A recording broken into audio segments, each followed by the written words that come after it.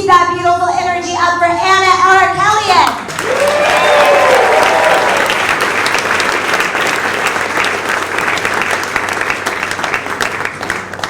Hello. Thank you for coming. I'm so glad to see you. So my name is Anna. I live in Astoria.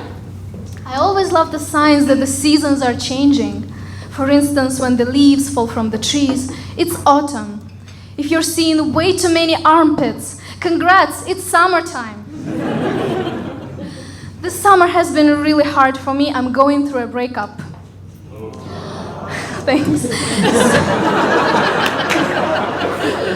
I told my boyfriend, I'm breaking up with you. And he said, but I'm not breaking up with you. Okay. So now at least one of us is single. So that's good. And after a breakup, it seems like everybody reminds me of that. Like I've been feeling lonely and disconnected. And like even I look at my phone and it says, you have no connection. I know.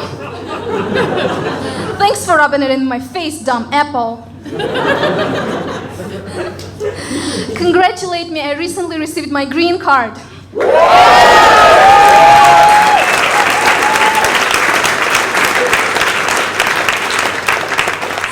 Thank you so much. And it means I'm officially an immigrant. Because for the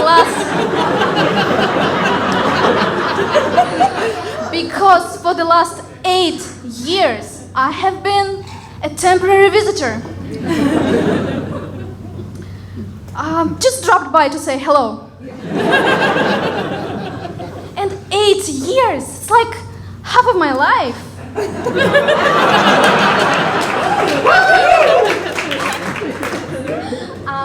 Let me tell you a little bit about me. I'm Armenian and I grew up in Russia. When I tell people that I'm from Russia, they always ask me, which city in Russia are you from? Does that matter? How many cities in Russia do you know?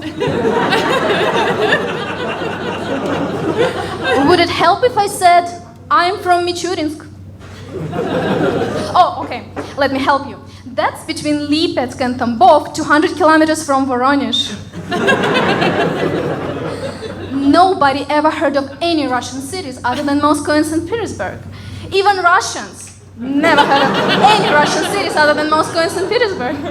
You know, everything in Russia is very centralized. For instance, everything is in Moscow. You always have to go to Moscow. There are actually no trains from Moscow, only to Moscow. United States is different. You have many different important cities. For instance, you have Washington, D.C., political center, Los Angeles, center of motion picture industry, New York, center of loneliness and despair. Russian men don't communicate very well. They can be really blunt. For instance, my father is horrible at delivering bad news. The other day I got a phone call from him.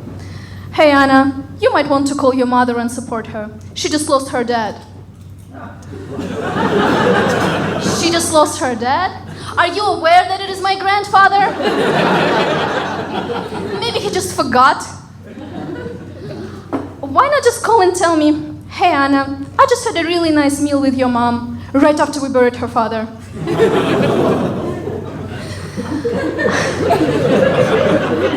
And that's my father, God. My mother is very strict. When I was a child, she would beat me for any disobedience. Nowadays it is condemned and it is called parental abuse. When I was a child, it was called Tuesday. So as a little girl, I couldn't wait to grow up so I could beat my own children. But beating your children today is unacceptable and immoral, so I'm upset.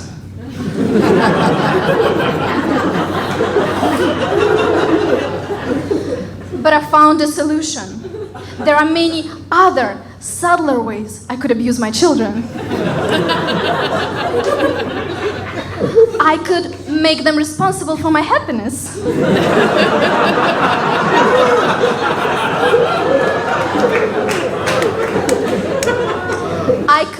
blame them for the failings in my life. Why not?